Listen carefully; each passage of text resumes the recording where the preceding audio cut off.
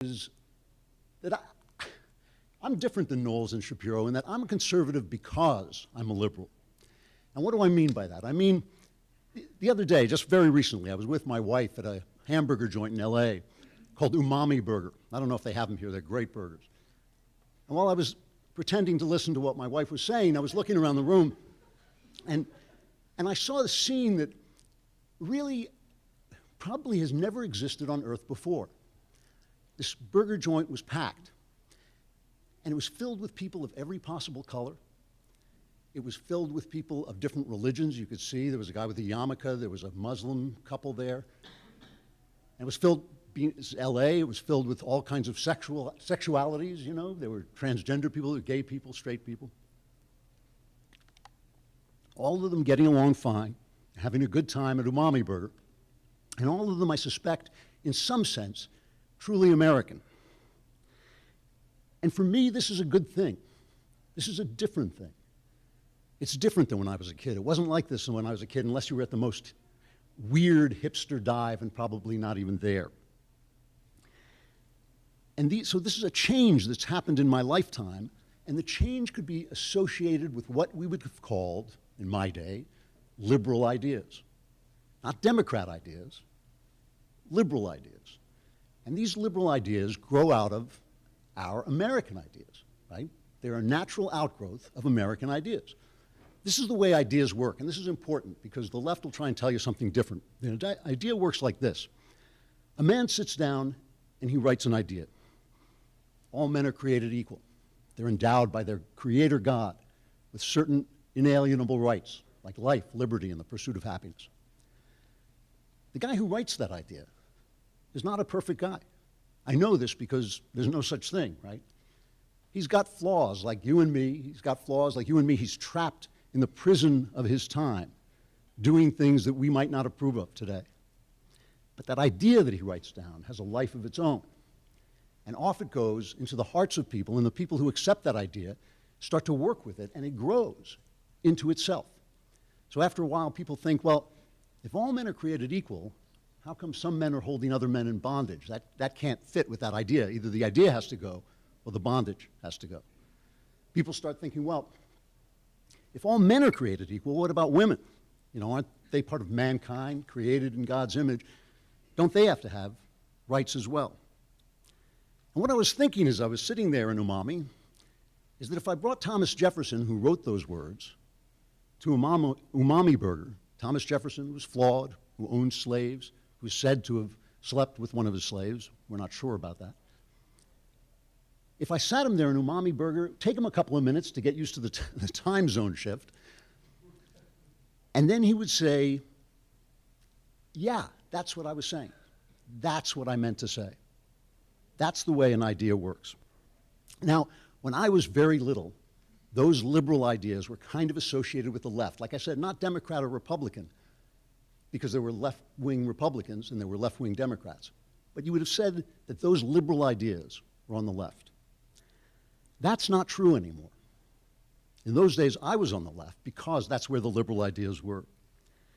Now it's the left who oppose free speech, who shout people down, who throw people off their platforms, who try to get people fired when they say things that the left doesn't like. Now it's the left who opposes freedom of religion, who finds you if your religion doesn't suit their leftist ideas. Now it's the left who thinks about everything in terms of race, and we have a term for that. We call it racism. And it doesn't matter if it's racist, it doesn't matter who it's racist against, and it doesn't matter who's doing the racist thinking. The devil does not care who does the hating as long as the hating gets done, okay? And now it's the left who believes in the slavery of socialism, and socialism is slavery. You do the work, they spend the money. That's what slavery is, right? You do the work, they take the money and spend it. And most importantly, the left wants to destroy the structures that have preserved those liberal freedom ideas that Thomas Jefferson wrote down. They want to destroy the things that keep those free ideas alive. They want to destroy the electoral college because they lost the election. They want to pack the Supreme Court because they lost the majority, and they want to shut down free speech because they've lost the argument. And it's we conservatives who stand for the liberal ideas that I saw in action at Umami Burger. But it's the ideas that I'm here to defend, okay? I'm a Trump supporter because I think he keeps those ideas alive better than the left. But that's not what I'm here to talk to you about, which guy to vote for or which party to belong to. It's these ideas. And that's one reason I'm not going to own the libs. And the other reason is because I'm old. And I'm not just old, I'm old and wise. Not everybody gets old and wise. Some people just get old. I got old and wise. Go explain it. And being old and wise is like climbing up to the top of a mountain. You lose touch with the ground a little bit, but you get a better view, a better perspective.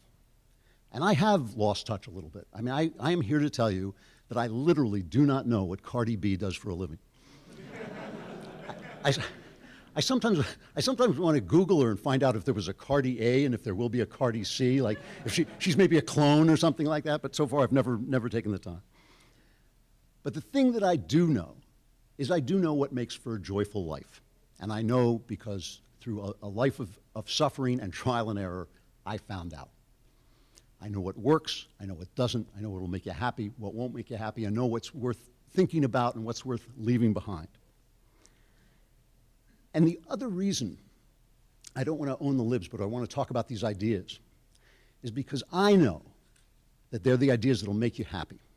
And when I look around at America today, I see a lot of people who aren't so happy, you know? I mean, you guys in this room are the freest, richest, healthiest people who have ever existed on planet Earth, right? You have more wealth. The poorest person in this room has more wealth than the pharaohs of Egypt had. You can walk into a mini-mart at a gas station and buy food that's better than you would have gotten at an orgy given by the Emperor of Rome, okay? You have everything. You have information in your phone that Aristotle would have killed for. The suicide rate in America went up 33% over the last 20 years. The suicide rate among people your age, among young people, went up 56%. So it's like, you know the line in the Bible where God says, I put before you life and death, choose life? Choose life. In America, they put life before us, and we're choosing death. And even the people who aren't in despair don't look that happy to me, the young people, okay? We on the right, we like to make fun of the snowflakes, the liberal snowflakes, the people who show up and, you know, the minute you say anything, they're triggered and they have to run to their safe space and it's a trauma and everything is a trauma. And that's pretty funny, I gotta admit. But it's also kind of not funny, you know? I mean, you guys are young, strong, healthy Americans. The last thing that should frighten you is ideas. You should be talking about ideas all the time. You should be arguing about ideas. It's one of the great joys of life, arguing about ideas with people you disagree with. And people are afraid. I talk to conservative students who have to lie. They say they have to lie in their essays in order to get a good grade. That's humiliating, and it's a crime, right? A professor who's teaching you to lie, a professor should be teaching you how to think, how to find the truth, and how to express what is in your heart boldly and forthrightly. If he's teaching you that you have to lie, you're getting screwed.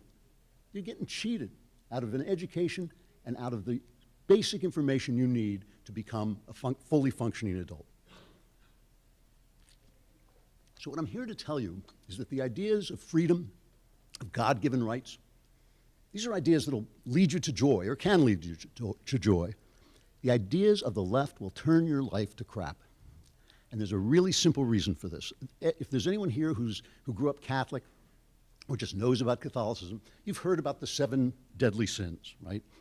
Pride, envy, wrath, lust, greed, sloth, and gluttony. Now, you don't have to be religious. You don't have to believe in sin. You don't have to believe in hell. You don't have to believe in anything. But the Catholic Church was the only church in town for 1,500 years. And the one thing they knew is how people thought and behaved and what was bad for people and what was good for people. And when they said the 7 deadly sins, they were picking the 7 behaviors that will ruin your life, okay? And what's amazing is that everything the left preaches is one of the 7 deadly sins and will help you ruin your life. So I'm going to go through them. And I'll try not to talk too long because I actually would like to talk to you. I'd like to hear what you have to say. And especially if you disagree with me, please, you're welcome to stay and ask questions. But let's just go through these for a minute. Let's start with pride, okay? Remember Gay Pride? Now Gay Pride is like a month, I think. Soon it'll be 6 months, probably it'll be year-round. On Gay Pride month, Knowles came on my show. Michael Knowles came on my show. He's a Catholic, and he said, you know, Pride used to be called the Queen of Sins. And I immediately said, now it's the Sin of Queens. Because I'm trying to destroy Ben Shapiro's network. And but the thing is, pride is always a lie. It will always make you miserable because it's a lie. Nobody's proud of who he is. Why? Because we all know ourselves too well. We know what we are. We're not proud of it. None of us is. And listen, this is not at all a hit on gay people. I'm an artist. I have been friends with and colleagues with gay people all my life, going back to the 1970s. A lot of people who are gay allies can't say that at all. I was friends with gays and supporters of gays when it got you in trouble, okay? So this is not a hit on them at all. But pride is like the emperor's clothes. I'm sure you know the story of the emperor's clothes. The emperor was naked, but they told him he was wearing beautiful clothes. Everybody was afraid to tell him the truth, so he just walked around naked thinking he was in beautiful clothes until an innocent child who wasn't afraid of him pointed at him and said, look, the emperor isn't wearing any clothes. And everybody knew he was naked and he was humiliated. That's pride, because it's always a lie, okay? Now, there's a lot of pain in being a gay person. You could be rejected by your parents, you could be rejected by your church, and even if everybody's nice to you, it's painful. The human body is a machine. It's an animal thing. It's there to make other human bodies, right? We are built for men and women to have sex and reproduce and nurture children. That's what we're built for. That's all your body wants to do. That's why it's here. And when a young person suddenly finds out that his desires are not in league with that physical mission, he feels ashamed. He feels bad. And the left, that's when the left comes after them and tempts them to be proud. Say, you're proud. I'm not ashamed. I'm proud. The thing is, they're wearing the emperor's clothes, so they got to make sure, like the emperor, that everybody's afraid of them, that nobody is going to say, you know what, I don't actually agree with you. I think this is a sin. Or I don't think you're doing the right thing, or I just don't like you. They've got to make sure that everybody's too afraid to say that. So they've got to knock people out of their businesses if they won't bake a cake for their wedding. They've got to knock them off Twitter if they once made an anti-gay remark. They become incredibly mean, incredibly intolerant. And gay people who used to be kind of funny and loosey-goosey and self-deprecating are now, I call them homo-fascists because they attack anybody who disagrees with them. It's sinful. Now the thing is, I'm going to tell you this, and I'll make this short. I don't like to bring my family into these things, but my son, who is dearer to me than my own life, is a gay guy. And he's also a devout Christian. He's also a brilliant person. And this is what he said to me. He said to me, you know, Christianity has opposed homosexuality for thousands of years and is doing fine. If I go to them and want them to change their minds and let me in, I've got to make the argument. I've got to go to Scripture and show them what I mean from Scripture. I've got to be honest and convincing, and they still have the right to reject me. That's the opposite of pride. That's called humility. And humility respects other people's traditions and their lives and their beliefs, and it treats other people with respect. And here's the thing. On Twitter, they attack my son, and they say, well, you're a self-hating gay person. When I look at a gay pride parade and I see a guy dancing down Hollywood Boulevard in leather pants with no back so his backside is hanging out, when I see an angry woman with a pussy hat on so her vagina is where her brains are supposed to be, when I see people holding up angry signs saying we're queer, we're here, and get used to it, that doesn't look like pride to me. That looks like shame and anger and self-hatred. When I look at my son, I see somebody who is at peace with himself, with his community, and with his God, who, if it's possible, loves him even more than I do. Pride, like all sins, feels good when you do it, and then it makes your life crap. Envy. We all feel envy. There's an old joke, I think it was Somerset Maugham, the writer said, it's not enough for you to succeed, your best friend has to fail. And we all feel envy, and we all hide our envy because we all know it degrades us, right? But not the left. The left loves envy, right? They don't call it envy, they call it intersectionality. They talk about privilege. You've got white privilege, you've got male privilege, you have more money than me, right? You're supposed to think about that all the time. Are you the biggest victim or is he the biggest victim? Poor Pete Buttigieg, who used to be a $1 million victim, now has to apologize for being a cisgender male, whatever that means. This is a crap way to live. To spend your life worrying about what other people have and whether somebody's got more than you, whether somebody's got privilege or is being treated better than you, This is a waste of your life. You will not solve a single injustice in the world. All that will happen is you will waste your life. And I will tell you about life. It goes by like this, all right? There's 15 minutes between you and me. 15 minutes from now, I'll be gone, you'll be here. Gray hair and everything, okay? If you spend your life worrying about what other people have, oh, he's got this privilege. If you spend your life worrying about what you have, oh, I have this privilege, I have to feel bad about that. You, instead of being a jolly old codger like me, you will be a twisted, bitter person when you get to the end. It'll be too late to change. That will destroy your life. The opposite of envy is kindness. You should be thinking every minute, I can't believe they teach you this stuff. Some of these leftist universities, this is classes they take in. Who has more privilege? Instead of asking you, what are you going to contribute? What are you going to do for somebody?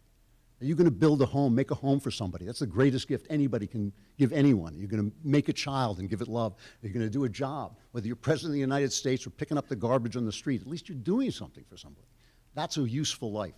That's a life that'll lead you to joy if you do it right. Envy, I'm telling you, this stuff will kill you. Wrath is the third sin. Outrage. I'm outraged. I'm outraged. You said so-and-so, and now I'm outraged. You use this word instead of that word, and now I'm outraged. This is the left every single day. I like to say that anger is the devil's cocaine. And the reason I say it is because anger makes you feel righteous, right? If you're outraged that somebody's racist, that means you're not racist. You're a good person. If you're outraged at the way somebody treated a woman, that's sort of telegraphing that you would be a nice guy. You're a nice guy, you know? The problem with outrage, with wrath, is it's the same as pride. It's a lie. You're not that nice a guy, and you're not a hero. And the way you can tell the left is lying, have you seen what's happening with our athletes, the NBA, the basketball players, and the NFL, the football players? These are guys who disrespected the American flag to make a protest against the police treatment of blacks. They were outraged, okay? They were outraged. Now, they've been asked to apologize for standing up to the freedom fighters in Hong Kong who are fighting the Chinese government, which is a truly horrific government. The Chinese government murdered 65 million people under communism. Until 2015, they were tying women down and forcing them to have abortions and to be sterilized. Their dissidents in China disappear, and then they take their organs and use them for transplants, which sounds like a bad horror movie, but is true. The NFL, all these outraged athletes are suddenly apologizing. Oh, sorry, did we offend the Chinese government? Because they don't want to lose the profits, right? Because they're outraged, their heroism. Remember Colin Kaepernick? Believe in something even though it means sacrificing everything. That was the Nike ad for him. And suddenly when they have to sacrifice the money they're getting from the Chinese, not so much. It's always a lie. The opposite of wrath is patience. It's dealing with people, listening to people, hearing what they have to say. Maybe you're wrong. You know, maybe there's some reason the police act the way they act in certain neighborhoods. Maybe the police have seen some things that you haven't seen, you know? And maybe if you want to make a protest to me, your fellow American, maybe you shouldn't disrespect my flag, which is the thing that binds us together. I can't worry about everybody. I worry a lot about my fellow Americans of all colors. But once you tell me my flag stinks, hit the road. Lust. The left loves lust. Lust is the favorite of the left, okay? Now this is the thing. I lived through the sexual revolution, and it was fun.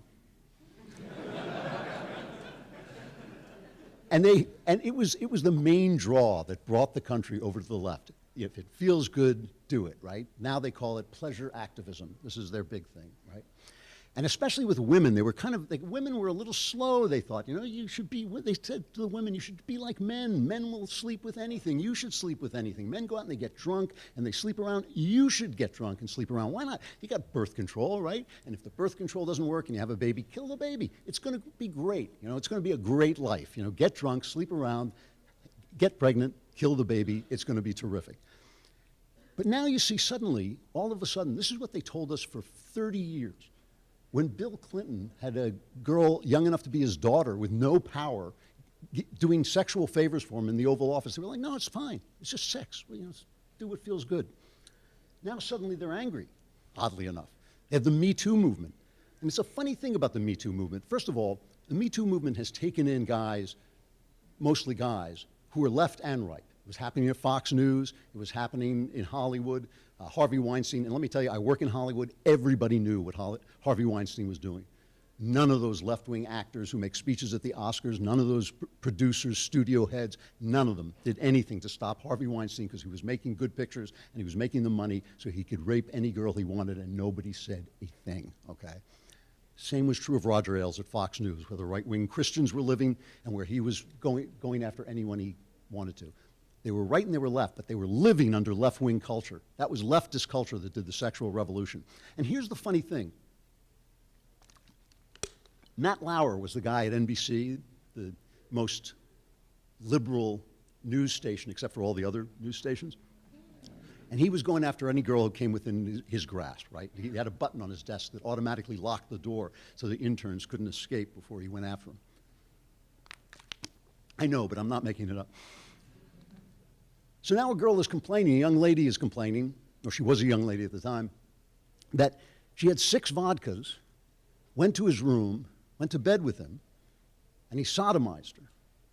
After which, she began a relationship with him, okay? And now she's complaining about it. She says that wasn't right.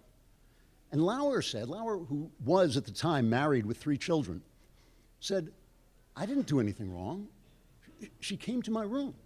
She came to my bed, she agreed, and then the proof that there was consent was she began a relationship with me. And you know what? Under the rules of the left, Matt Lauer is right. What did he do wrong? In my day, if you took advantage of a girl who was drunk, the guys would take you outside and kick the crap out of you, okay? But now, well, why should Matt Lauer apologize? You tell me why he should apologize. What went wrong? What went wrong? Why? Everybody, all through history, people have dreamed of free sex. Now they have free sex and everybody's miserable. Men don't even have sex anymore because they think that pornography is easier and safer. And you don't have to talk to the person when it's over, So what went wrong? I will tell you, I'm here to tell you, as an official old wise person, what went wrong. What went wrong is this: the body is a machine, it is an animal thing, it has one purpose, and that is to reproduce and make other bodies. And especially when you're your age, and especially if you're male, it is telling you, let us do this thing now, all the time, continually, all right? The problem is you are not your body. You are not a body. You are a soul, you are a spirit. Your body eats and craps and screws. You love and reason and feel, and if you let your body lead the way, you're going to go right down the drain, whereas if you make the body the servant of you, right, that's called chastity, that's the opposite of lust, then you're going to live an incredibly great life, or you may, at least you will have a chance. Now, I want to go through these quickly because I do not want to keep talking when I can talk to you. But the 5th sin is greed. And greed is hilarious. The left is hilarious about greed. Here's the left's philosophy about greed. And if you listen to Bernie Sanders or Elizabeth Warren or Alexandria Occasional Cortex, right, you will hear them say this. If you go to work and you get paid for your work, and then you want to keep your money and spend it the way you want to spend it, you are greedy. If you go to work and earn money and they take your money and spend it the way they want to spend it, they're generous. That's actually their argument. That is the argument of socialism, all right? It is actually their argument, and obviously it doesn't make sense, so what's the problem with it? Well, why do politicians do the things that they do? They may tell themselves they're doing it for the good of mankind, but they do it for power. Politicians like power. They want power. When they give your money to someone else, that someone else will vote for them. They have bought their vote with your money. It's greed, right? There's a thing that welfare workers have told me about. It's called welfare psychosis. Welfare psychosis is a real thing. Welfare psychosis is when you start to feel that you deserve the money you are getting from the government that was earned by other people. And people show up and they're angry if their check is a day late or an hour late. And they say, where's my money? Where's my money? Which is, by the way, your money. It's not their money, okay? That makes perfect sense. Why? Because they know they've been bought. They're saying basically, I gave you my vote, where's my money?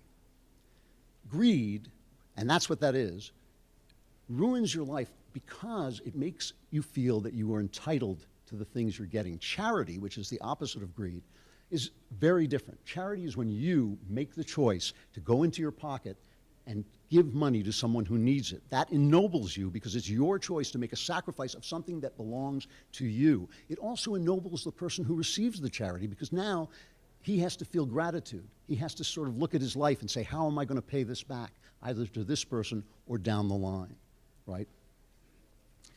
6, I'll get to it. Sloth, and this laziness, okay? The left encourages laziness by encouraging you not to think, okay? By encouraging you not to think about the things they're saying. And the way they do this is by the way they use language. They use language to condemn and demonize things that are actually perfectly reasonable. Islamophobic. I'm constantly called Islamophobic. Constantly. I've been at one university, they actually barred the door with junk and put junk in front of it, barricaded the door with junk because I was so Islamophobic, and it was Ramadan and they didn't want me to show up. There is no such thing as Islamophobia.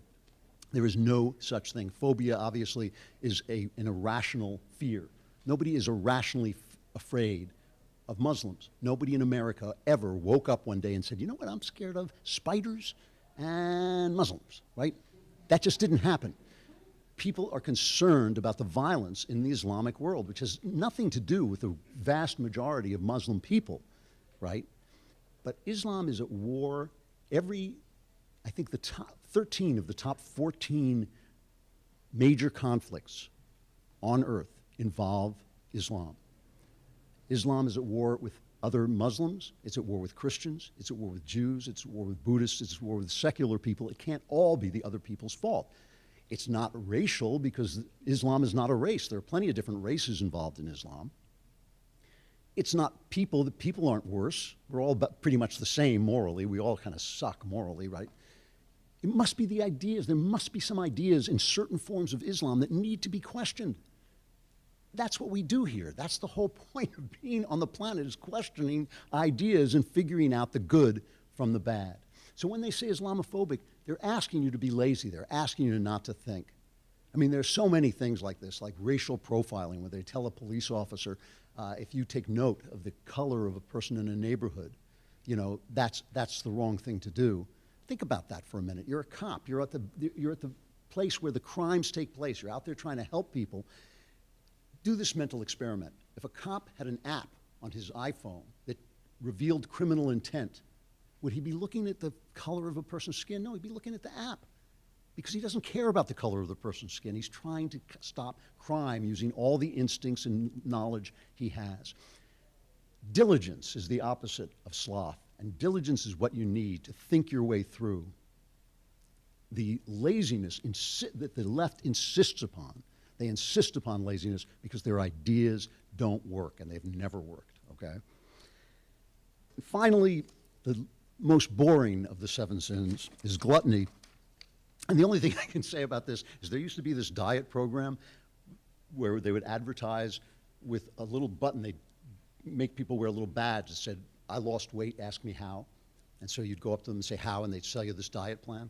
And I always wanted to get one of these little badges that say, I lost weight, ask me how. And when somebody came up and said how, I'd say, stop eating so damn much. So here's what I want to leave you with, and then I hope you will ask questions and we can talk. I began by talking about liberalism, true American liberalism, the thing that makes us more and more free, more and more like Americans. And that comes from the ideas that God gave us rights that the government does not have the right to take away. The rights were given to us by a higher power, and the government does not have the right to take them away, even if they want to, and they always want to, okay? And among those rights are life, liberty, and the pursuit of happiness. And nowadays, and even conservatives do this, it drives me nuts. Nowadays, even conservatives will say to you, when they talk about happiness, they'll talk about making money, starting a business, starting a family, living out whatever your dream is for your life. And all of those things are good. All of those things are positive. But I don't think that's the happiness that the founders were thinking of. I think they were thinking of happiness the way Aristotle defined happiness, which was virtue. In virtue, the human being finds happiness because virtue is in keeping with the rational people that we are. Aristotle said that virtue leads to happiness, and Jesus said that love is the path to virtue. And again, as an official old wise man, I'm going to tell you, and you can take this to the bank, 100% of your joy in life will come from virtue through love. Will come from love acted out in virtue. Not 99%, not 95%, all of it. All your joy in life will come from love acted out in virtue. So when the left, or when anyone, because it comes from all sides, tempts you to pride, envy, wrath, lust, greed, sloth, or gluttony, commit yourself to humility, kindness, patience, chastity, charity, and diligence, and don't eat so damn much. Thank you very much.